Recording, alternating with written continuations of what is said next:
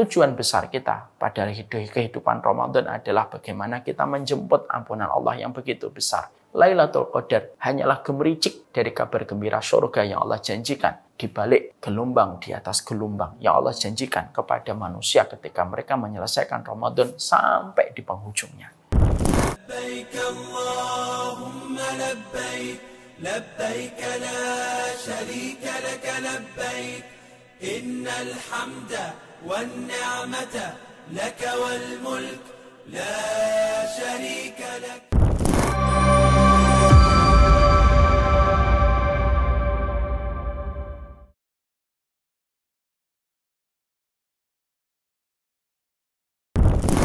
Assalamualaikum warahmatullahi wabarakatuh. Innal hamdalillah wassalatu wassalamu ala Rasulillah wa ala alihi wa sahbihi wa man tabi'ahum bi ihsan ila yaumil qiyamah. Seluruh keluarga besar Syamila dan para penuntut ilmu yang senantiasa setia membersamai kita di dalam kebaikan.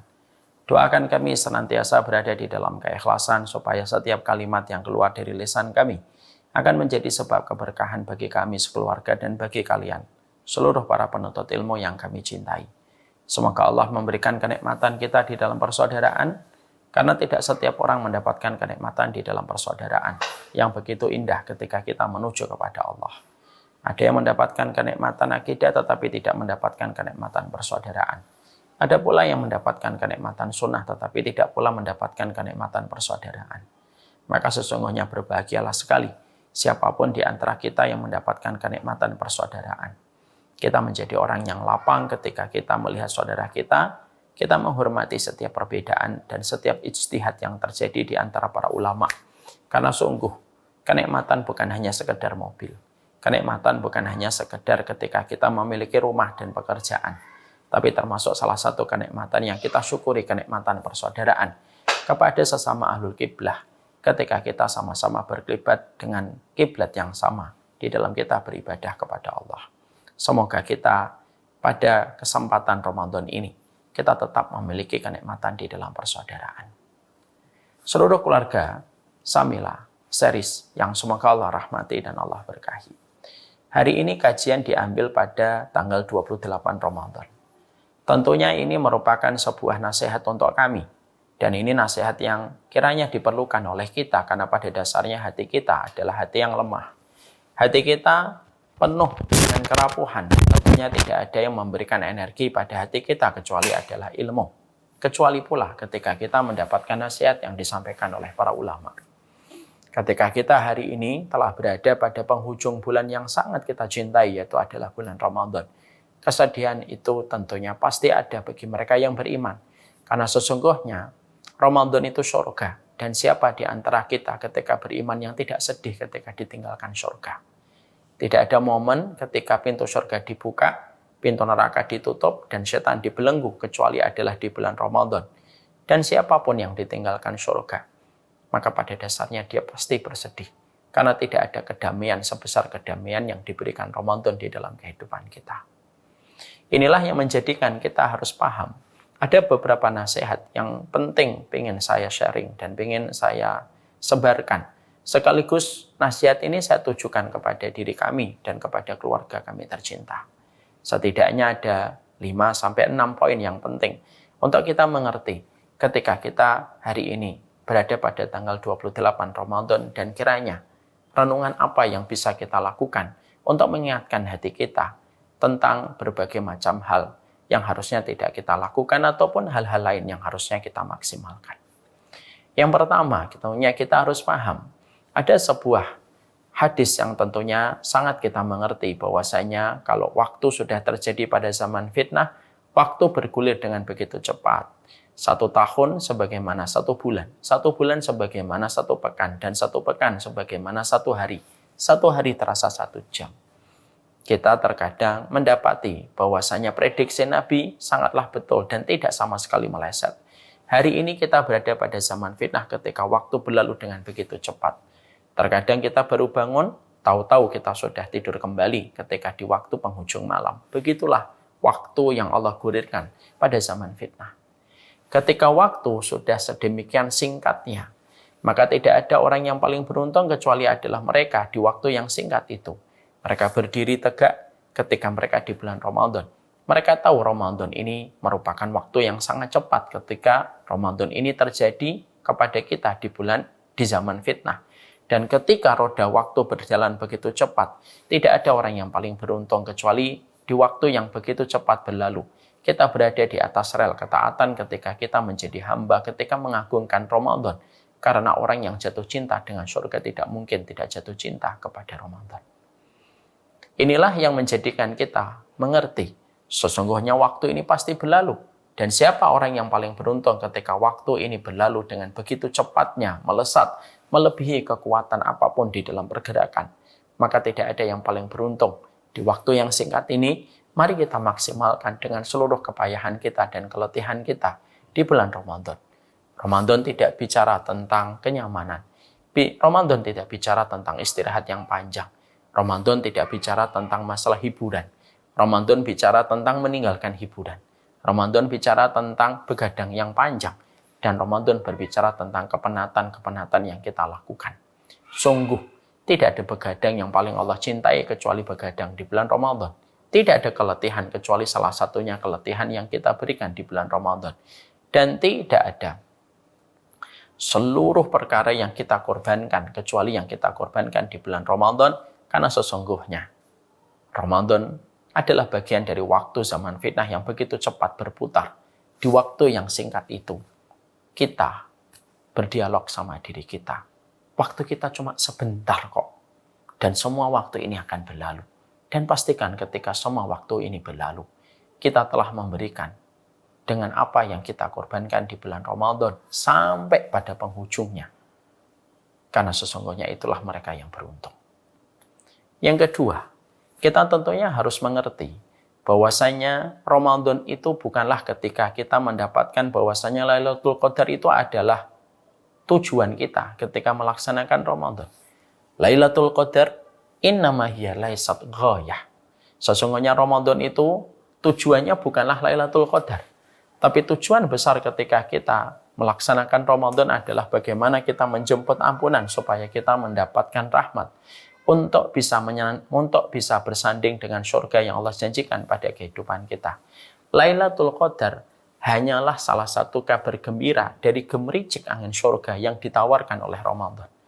Janganlah kita menempatkan bahwasanya Ramadan kita hanya sekedar tujuannya pada malam Lailatul Qadar. Karena sesungguhnya malam Lailatul Qadar ketika kita mendapatkan janji beribadah selama 83 tahun, maka itu jauh di bawah dibandingkan pengampunan yang kita butuhkan ketika kita melewati Ramadan.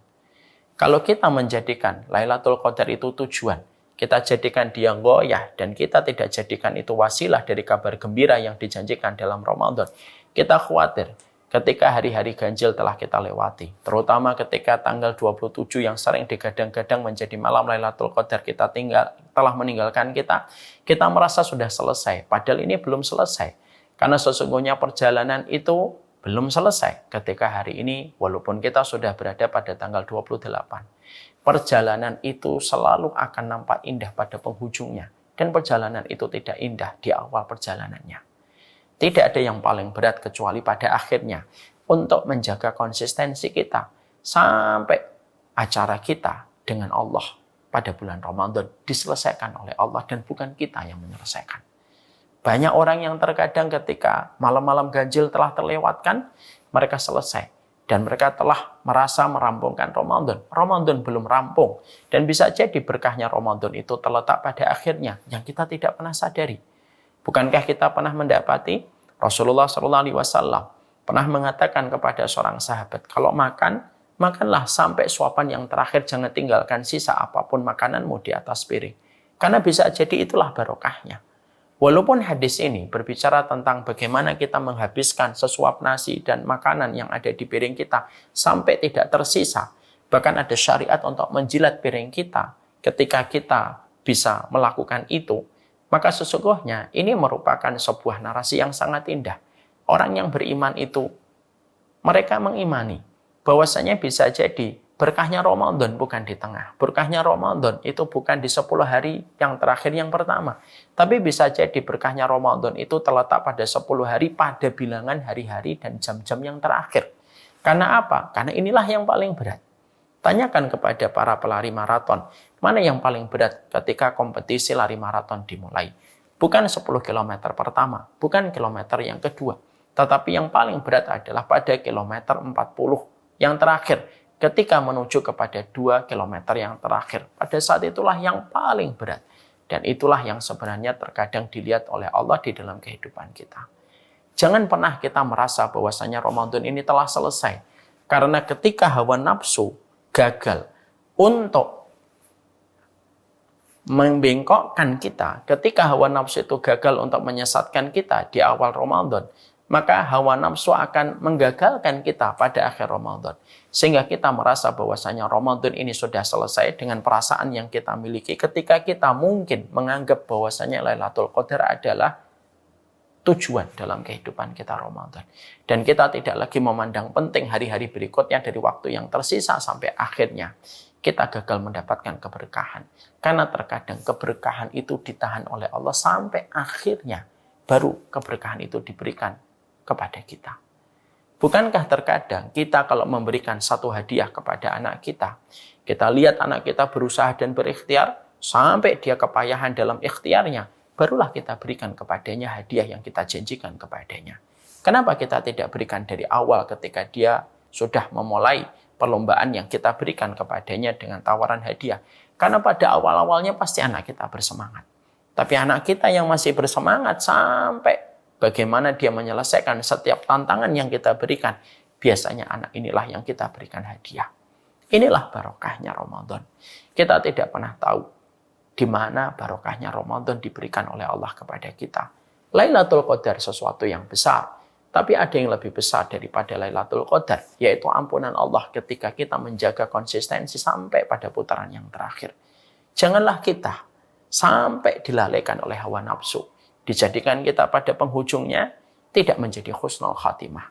Kita melewati 27 dengan semangat, tapi 28 kita ambruk, 29 kita lalai, 30 kita malas. Apa barokahnya Lailatul Qadar kalau tidak menimbulkan semangat yang lebih besar setelah kita melewati malam 27, melewati malam 25. Karena sesungguhnya siapapun yang diterima amalnya, pasti dijadikan grafik semangatnya lebih besar ketika amal sebelumnya telah diterima oleh Allah. Jangan beribadah hanya sebatas Lailatul Qadar pada Ramadan. Tujuan besar kita pada kehidupan Ramadan adalah bagaimana kita menjemput ampunan Allah yang begitu besar. Lailatul Qadar hanyalah gemericik dari kabar gembira surga yang Allah janjikan. Di balik gelombang, di atas gelombang yang Allah janjikan kepada manusia ketika mereka menyelesaikan Ramadan sampai di penghujungnya. Bukankah Allah melihat pada akhirnya? Dan bukankah kita juga menjumpai bahwasanya akhirnya Ramadan itu bukan hanya di malam 25. Akhir Ramadan tidak terletak pada tanggal 27. Akhir Ramadan tidak terletak pada tanggal 29. Akhir Ramadan ini selesai ketika Allah yang menyelesaikan. Dan selesainya Ramadan dalam disiplin ilmunya Allah itu hanya 2. Disempurnakan menjadi 30 ketika mendung ataupun ketika terlihat hilal. Itulah caranya Allah menyelesaikan Ramadan. Jangan pernah berani untuk menyelesaikan Ramadan ketika Ramadan itu belum diselesaikan oleh Allah. Ingat, hawa nafsu itu datang tepat pada saat-saat last minute ketika kita sedang berusaha mempertahankan ketaatan. Mari kita menjumpai sebuah kisah nyata. Ada seorang sahabat yang begitu bersemangat ketika dia sedang berjihad dan berjibaku. Lalu Nabi bertanya, bagaimana yang kalian katakan tentang orang ini? Ahlul jannah ya Rasulullah. Nabi mengatakan tidak, ahlun nar. Dia adalah penduduk neraka. Ada salah satu sahabat yang penasaran kenapa Nabi mengatakan sahabat yang begitu bersemangat berjibaku di dalam jihad dikatakan oleh Nabi sebagai penduduk neraka. Disaksikan terus, dilihatin terus, pandangannya tidak pernah meleset dari orang itu. Sampai akhirnya orang yang dituju ketika dilihat terus oleh beliau terjatuh kena sabetan pedang, tersungkur dari kudanya. Dan ketika dia sedang merasakan sakaratul maut, dia tidak kuat dengan rasa sakitnya yang dia rasakan. Dia ambil sebilah pedang, lalu dia tusukkan ke tubuhnya berkali-kali. Mati. Tapi bukan mati karena sabetan pedang musuh. Mati karena sabetan pedang oleh tangannya dia sendiri ketika mengakhiri hidupnya. Dia tinggal menunggu 5 menit, mungkin 10 menit dalam logika medis kita. Mungkin 10 menit dia kalau menunggu mungkin nasibnya di surga dan neraka itu berbeda. Tapi ternyata kita mendapatkan hadis itu diceritakan oleh Nabi untuk memberitahukan kepada kita. Menjaga last minute kita, menjaga last minute kita itu berat yang luar biasa. Dan godaannya itu besar ketika kita merasa sudah selesai dengan semuanya. Padahal ini belum selesai. Ramadan itu yang memiliki Allah. Bukan perasaan kita yang menjadikan kita merasa selesai. Bukan karena kita sudah melewati 27, lalu kita merasa selesai. Ramadan itu miliknya Allah. Tunggulah sampai Allah yang menyelesaikan. Dan siapapun yang berada pada putaran yang terakhir, pada penghujungnya, dialah orang-orang yang senantiasa berada di dalam kebaikan. Kita tidak pernah tahu pada 10 hari yang terakhir ini mana barokahnya. Bisa jadi barokahnya tanggal 21. Bisa jadi barokahnya pada tanggal 25. Bisa jadi barokahnya tanggal 26. Bisa jadi barokahnya tanggal 27. Tapi bisa jadi barokahnya itu tanggal 29 ketika kita menuju pada tanggal 30. Ini miliknya Allah dari awal sampai akhir.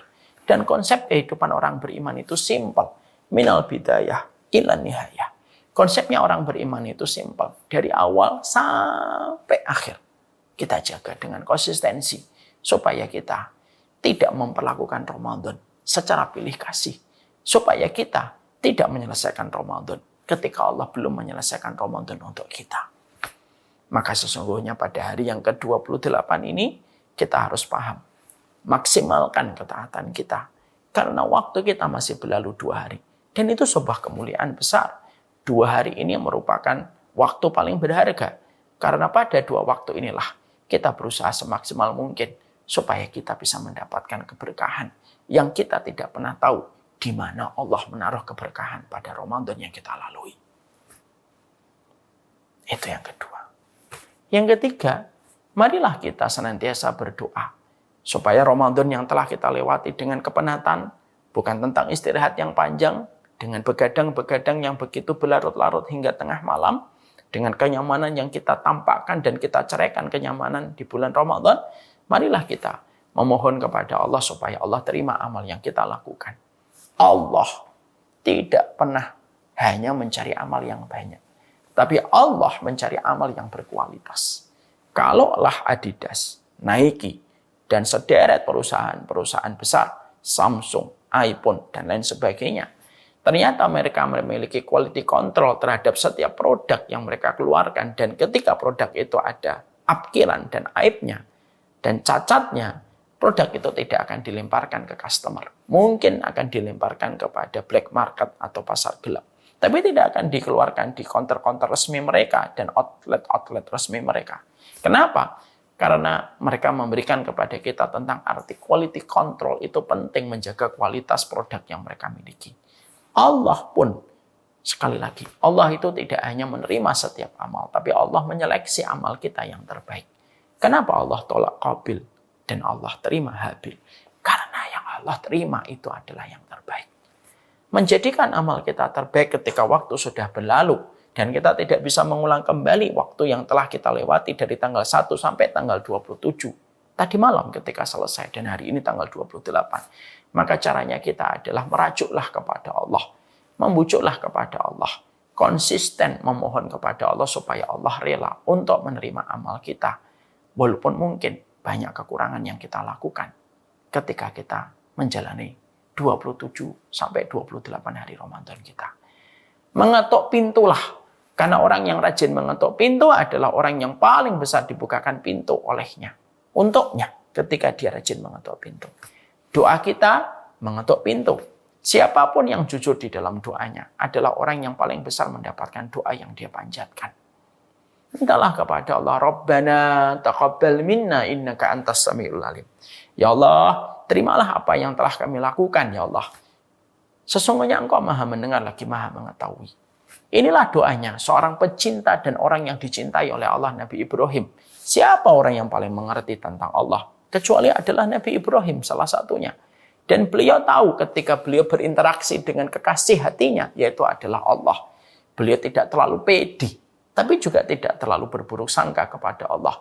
Hatinya tengah-tengah, tidak terlalu pede, dengan amalnya yang merasa pasti langsung diterima, walaupun dia dicintai oleh Allah. Tapi juga tidak berburuk sangka kepada Allah bahwasanya Allah menolak semua amalan manusia. Bukan. Di tengah-tengah. Dan itu tergambar dari ucapan Nabi Ibrahim yang begitu indah. Rabbana taqabbal minna innaka antas samiul alim. Ya Allah, terimalah seluruh amal kami, ya Allah. Sesungguhnya Engkau Maha mendengar lagi Maha mengetahui. Moga-moga dengan kita berdoa, ada yang rusak, Allah perbaiki. Ada yang berantakan, Allah rapikan. Ada yang tidak sesuai dengan kondisi standar, Allah standarkan apa yang kita lakukan. Doa itu menstandarisasi dari produk yang telah kita keluarkan. Semoga doa kita di ujung-ujung hari-hari kita di bulan Ramadan menstandarkan kembali amal kita pada posisi yang Allah ridhai supaya Allah terima dan Allah memberatkan mizan kebaikan kita. Itu yang ketiga. Yang keempat, penting pula untuk kita ketahui dan penting pula untuk kita mengerti. Yang keempat, bahwasanya ketika Ramadan telah berada pada penghujungnya, maka perhatikanlah, jangan sampai hati kita melangit dan jiwa kita meninggi. Kalau ada di antara bapak dan ibu, ada yang khatam 5 kali, ada yang khatam 10 kali, genggam hatinya. Katakan kepada hati dan jiwa kita, ya Allah, segala puji bagimu, ya Allah, yang telah memberikan amanah kepadaku untuk bisa menyelesaikan khatam ini 10 kali. Kalau ada di antara kita yang mampu tarawihnya tanpa bolong-bolong, setiap malam, sampai hari ini tanggal 28, tidak ada satupun tarawih kita yang berlubang, katakan sama hatinya, ya Allah, segala puji bagimu yang telah memilih hatiku, dan telah memberikan kepadaku, untuk mampu melakukan ketaatan ketika aku mampu melaksanakan sholat tarawih. Mari kita renungkan doa di dalam surat Al-Ahqaf ayat 15. Rabbi auzi'ni an ashkura ni'mataka allati an'amta alayya wa an a'mala salihan tardah. Ya Allah, Rabbi auzi'ni an ashkura, berilah kepadaku kesyukuran. Ya, yang Kau berikan kenikmatannya kepada diriku sampai aku bisa beramal solih. Maka ketika kita mengatakan bahwasanya seluruh amal soleh ini datang karena pertolongan Allah sebagaimana yang kita baca iyyaka na'budu wa iyyaka nasta'in, kita beribadah dan kita meminta pertolongan supaya tidak sombong dengan apa yang telah kita lalui ketika kita telah mengorbankan ketaatan sampai tanggal 28 sampai nanti tanggal 30. Jangan sampai ada hati yang terlalu meninggi, jangan sampai ada jiwa yang terlalu melangit. Rahmatnya Allah itu selalu berkumpul di tempat yang rendah. Rahmatnya Allah itu sebagaimana aliran air berkumpul di tempat-tempat yang rendah. Kalau ada yang mampu sedekah 500 juta, semoga Allah genggam hatinya di dalam kebaikan untuk tetap merendah dan tetap membumi. Kalau ada di antara kita yang senantiasa mampu menyediakan makanan berbuka kepada satu pondok pesantren, seluruh ratusan santrinya kita biayai, semoga hati kita tetap membumi dan tetap merendah. Karena apa? Karena sesungguhnya tidak ada perkara yang paling cepat membakar amal soleh kita kecuali ujub terhadap apa yang telah kita lakukan. Bukan kita yang hebat. Allah yang hebat ketika menolong kita. Allah yang hebat ketika memberikan kepercayaan kepada kita untuk beramal soleh. Apakah kalian tidak ngerasain? Kalau kalian khatam sekali gitu, kalian telah diberi kepercayaan khatam oleh Allah. Kalau ada di antara kita sedekah 5 juta, Allah telah memberikan kepercayaan kepada hatimu. Ayo sedekah 5 juta. Tidak ada yang perlu kita sombongkan. Semuanya karena pilihan Allah yang ada pada kehidupan hati kita. Lupakan. Tidak perlu kita ingat apa yang telah kita lakukan di bulan Ramadan. Karena pada dasarnya, siapapun yang merasa merendah dengan amal solihnya, ketika Ramadan ini selesai, dia adalah orang yang paling terlontar tinggi amalannya di sisi Allah. Malaikat Raqib akan setia membawa amal. Kalau amal itu datang dari hati orang yang merendah. Malaikat Raqib enggan mengangkat satu amal ketika amal itu datang dari orang yang penuh dengan kesombongan. Itu yang keempat. Yang kelima, yang kita bisa maksimalkan ketika kita di bulan Ramadan, yaitu adalah memperbanyak istighfar. Ketika Ramadan ini juga akan menjelang usainya. Bukankah Nabi sunnahnya ketika habis menyelesaikan sholat beliau beristighfar? Bukankah Nabi ketika habis haji juga beliau beristighfar? Bahkan ketika Nabi baru saja menaklukkan kota Mekah, maka Nabi pun beristighfar kan? Fasabbih bihamdi rabbika wastaghfir. Allah yang menyuruh Nabi Muhammad, bertasbihlah kamu kepada Allah dan meminta ampunlah kepada Allah. Istighfar. Karena istighfar itu berfungsi untuk menutupi apa yang menjadi lubang-lubang pada perjalanan ketaatan kita. Istighfarlah yang banyak. Karena istighfar bukan perkara yang ringan. Istighfar itu merupakan satu step, satu anak tangga ketika kita ingin mendapatkan ampunan dari Allah. Tidak ada satu ibadah ketika selesai kecuali yang paling utama adalah menambal dari perjalanan ibadah itu dengan kita memperbanyak istighfar kita kepada Allah. Yang terakhir, yang keenam. Maka kita masih punya kesempatan bersedekah yang terbaik. Kita tentunya paham kenapa segala ibadah itu selalu ada kaitannya dengan sedekah.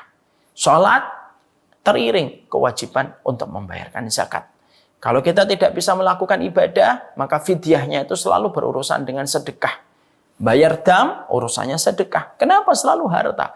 Karena harta itu merupakan perkara yang paling cepat menebus kesalahan yang kita lakukan ketika melakukan ibadah. Kenapa di ujung Ramadan itu ada zakat fitr? Zakat fitr itu bukan semata-mata syariat memberikan makanan dan bahan pokok kepada fakir miskin.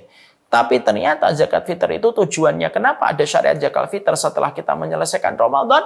Karena pada dasarnya zakat fitr itu untuk menutupi berbagai macam kekurangan yang kita lewati selama perjalanan kita 29 atau 30 hari ketika kita menjalani Ramadan. Dan tidak ada perkara yang paling cepat menutupi kekurangan dan kesalahan kita kecuali sedekah. Yang paling wajib zakat fitrahnya. Tapi itu batasan minimumnya. Ada yang bisa kita lakukan. Memberikan sedekah kepada orang yang membutuhkan. Ikut serta di dalam pembangunan. Di dalam pembangunan yang di situ dimanifestasikan untuk dakwah. Seperti ketika kita sedang membangun gedung untuk tim dakwah. Mari kita bersedekah. Kalau ada di antara kita yang ketika hari yang kelima dia ngaji, Allah hari kelima saya tidak tarawih. Ambil handphonenya, sedekah. Lalu katakan pada sedekahnya, ya Allah, tanggal yang 5 saya belum sempat untuk tarawih ya Allah. Tapi saya sholat isya, tapi saya ketiduran. Sedekah. Sedekah ini untuk mengembalikan lagi pahala tarawih yang kita tinggalkan ketika pada hari yang kelima. Oh ya Allah, saya pada tanggal ini ternyata saya merasa marah-marah gitu. Saya khawatir kemarahan saya itu menghilangkan pahala Ramadan saya. Saya sedekah ya Allah. Kembalikan kebaikan pada hari itu ketika saya tergelincir pada saat marah-marah.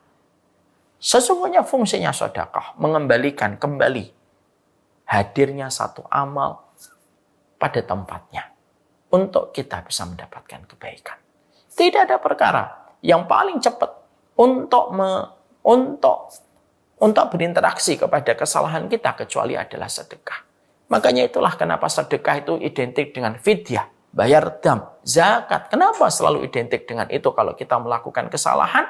Karena kesalahan itu salah satu di antara perkara yang paling cepat menebus kesalahan itu adalah dengan bersedekah atas kesalahan dan kekurangan yang mungkin pernah kita lalui ketika kita di bulan Ramadan. Inilah Ramadan.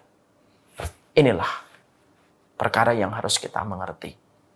Sesungguhnya Lailatul Qadar bukan tujuan akhir ketika kita mengikuti Ramadan.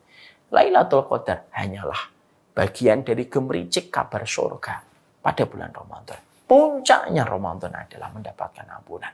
Dan bisa jadi barokahnya pengampunan itu Allah letakkan pada menit-menit terakhir ketika banyak manusia sudah terpuruk dengan hawa nafsunya ketika meninggalkan waktu-waktu penghujungnya. Ramadan itu journey, Ramadan itu perjalanan. Dan perjalanan itu selalu nampak bagaimana kehidupan amal di penghujungnya. Semoga ini bisa memberikan kebaikan dan keberkahan untuk kita semuanya. Rabbana taqabbal minna innaka antas samiul alim. Wa sallallahu ala nabiyyina Muhammad. Walhamdulillahirabbil alamin.